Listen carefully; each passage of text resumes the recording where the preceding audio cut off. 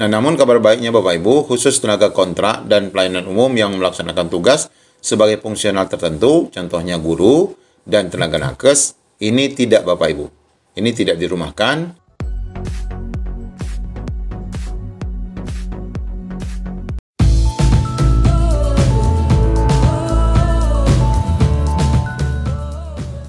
Assalamualaikum warahmatullahi wabarakatuh. Apa kabar rekan-rekan honorer se-Indonesia? Pada video kali ini kami akan mengupdate dua info P3K.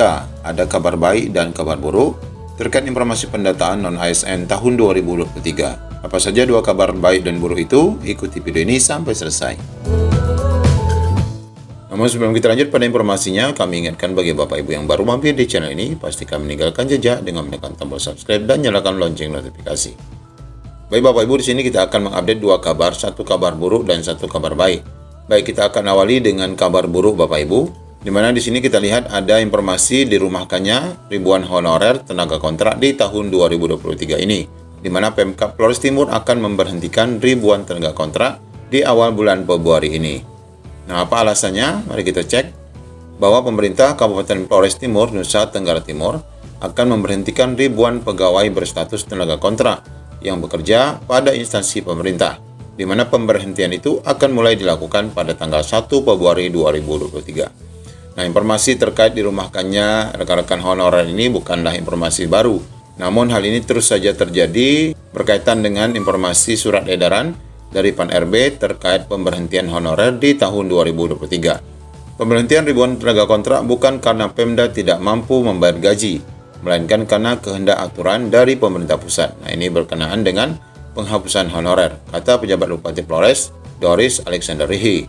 Pemerintah Kabupaten Flores Timur mencatat jumlah tenaga kontrak atau tenaga pelayanan umum mencapai lebih dari 2.000 orang yang tersebar di organisasi ataupun OPD, baik kecamatan, kelurahan, dan rumah sakit. Nah, pemerintah daerah telah mengeluarkan surat kepada pimpinan instansi untuk memperpanjang masa kerja tenaga kontrak selama 1 bulan saja, yakni mulai dari 1 Januari sampai dengan 31 Januari 2023. Nah, jadi rekan-rekan semua, ada yang memang daerah seperti di Kepri ini memperpanjang kontrak dari 1 Januari sampai Desember. Namun tidak sedikit Bapak Ibu, rekan-rekan yang berada di daerah tertentu yang hanya mendapatkan perpanjangan kontrak hanya 1 bulan, yakni dari 1 Januari sampai 31 Januari 2023. Ada juga yang hanya sampai 28 November Bapak Ibu, sesuai dengan batas yang diberikan oleh Pan-RB. Nah, namun kabar baiknya Bapak Ibu, khusus tenaga kontrak dan pelayanan umum yang melaksanakan tugas sebagai fungsional tertentu, contohnya guru dan tenaga nakes, ini tidak Bapak Ibu. Ini tidak dirumahkan, mereka tetap dikontrak selama 1 tahun sampai dengan Desember 2023. Sekarang masih dalam pemetaan di sekretariat daerah.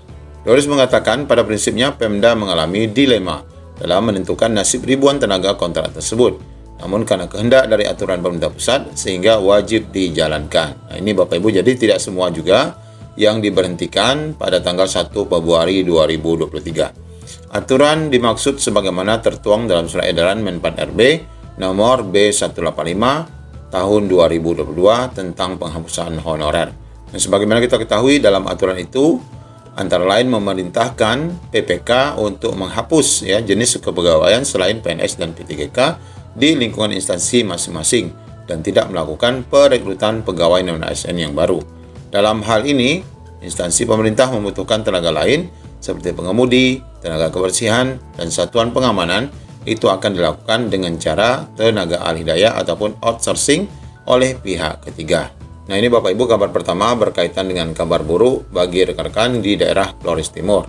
Namun sekali lagi, bagi tenaga guru dan nakes masih dapat bernapas lega karena masih diperpanjang sampai Desember 2023. Sedangkan kabar kedua Bapak Ibu, ini kabar baik bahwa berkas 218 P3K yang sudah lulus seleksi itu mulai diajukan ke BKN. Ini adalah untuk rekan-rekan yang sudah dinyatakan lulus pada seleksi kemarin, di mana pemerintah Kabupaten Rejang Lebong, Bengkulu mengajukan kelengkapan berkas 218 calon P3K bidang kesehatan dan guru yang dinyatakan lulus seleksi kepada BKN. Kepala Bidang Mutasi dan Pengadaan Pegawai Daerah Rejang Lebong, Wahyu Destiawan menjelaskan, calon P3K yang dinyatakan lulus seleksi dengan menggunakan CAT milik BKN terdiri dari P3K guru sebanyak 141 orang dan P3K bidang kesehatan sebanyak 77 orang. Nah, ini tentu saja bagi rekan-rekan guru adalah P4 ya, ataupun seleksi jalur umum. Dan ini nanti Bapak Ibu akan diupayakan dapat diumumkan di tanggal 2 dan 3 Februari bersamaan dengan rekan-rekan yang sudah menunggu ya, P1, P2, P3 sesuai dengan jadwal yang telah ditetapkan.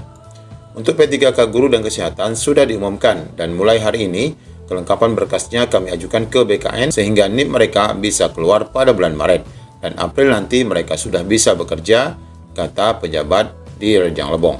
Beliau menambahkan untuk seleksi P3K umum ataupun teknis baru akan menjalani seleksi tertulis dengan sistem CAT pada bulan Februari nanti, yang mana formasi yang dibutuhkan sebanyak 33 orang saja.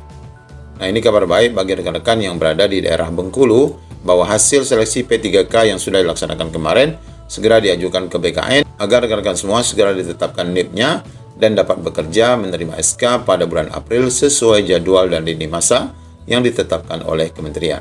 Demikian dua informasi yang dapat kami sampaikan. Semoga menjadi pencerahan. Assalamualaikum warahmatullahi wabarakatuh.